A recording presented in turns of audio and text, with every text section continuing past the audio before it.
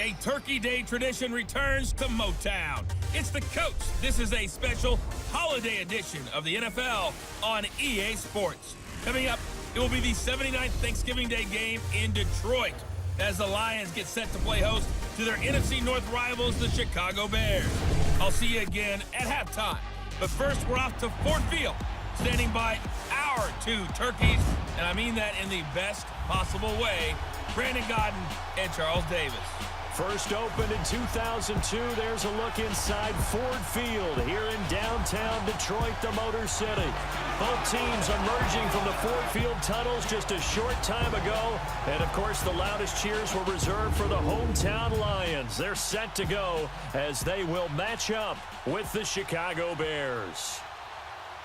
Along with Charles Davis, I'm Brandon Gaudin. And, Charles, we look at this Lions team entering play. They come in on a pretty good roll here, winners of 3 straight. How about the start throwing the football? 4 for 4 on this opening drive. Oh, he's slinging it. And oftentimes when you talk about slinging it, and he takes this one in for a Lions touchdown. It's the old expression that quarterbacks like to use when they decide to throw the football. I'm looking for either a touchdown or a check down. And he took the check down on that play, and it worked almost to perfection. He's got his tight end on the corner route. It's complete. And he gets it all the way down inside the 10 and mark him at the 5.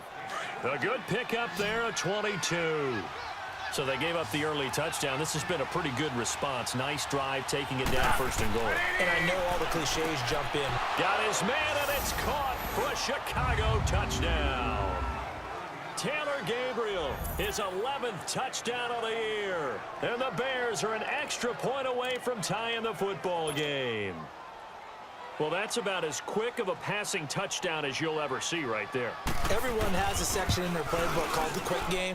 That was a super quick game. Out of the hands of the thrower, bam, right to the receiver, successfully for a touchdown. Now in Stafford on 1st down.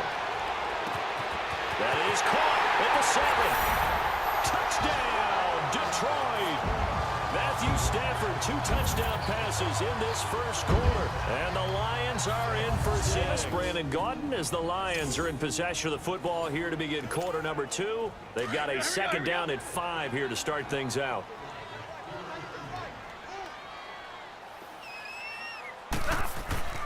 They'll try the air now with Stafford.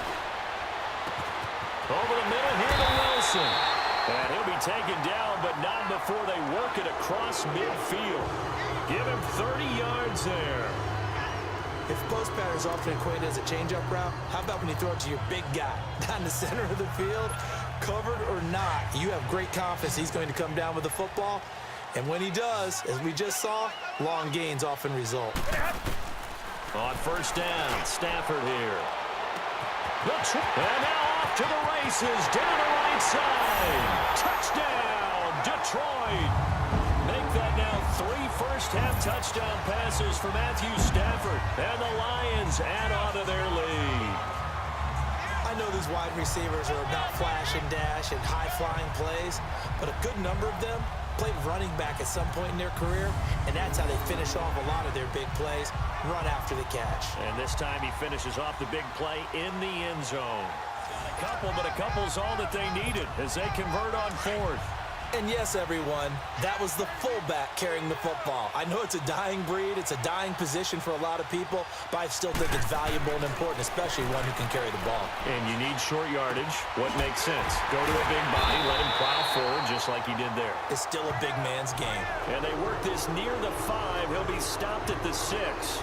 18 yards there, and it'll be a 1st and goal. And looking to put this game on ice in the 4th quarter, but still not afraid to throw it as they show there. You want to play the game with confidence, and they have a guy who's in control right now. Their trigger guy, throwing it, they feel just as confident with him doing that as they would if they tried to run the ball and run the clock out. A quick throw, but incomplete.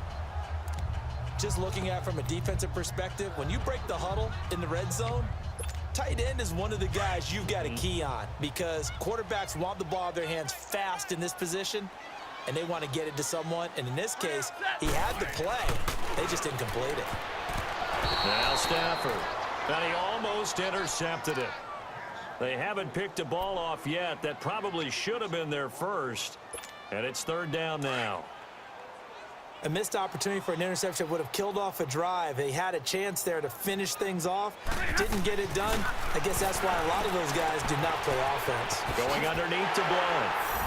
And they are going to score again. Yet another touchdown as they just add to their totals.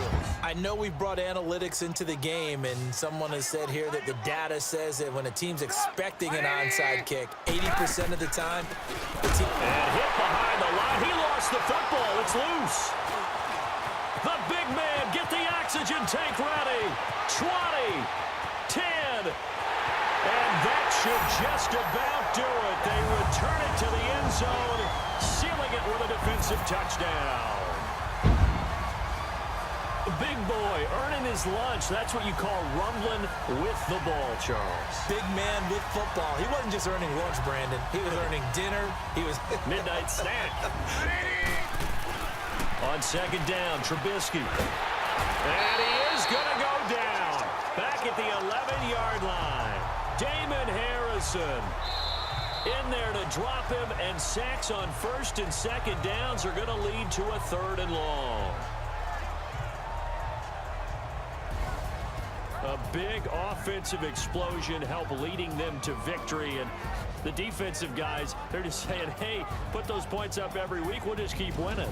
They will gratefully accept them, won't they? It makes their job that much easier when they're scoring that many points, allows them to play with a totally different style and a different flow.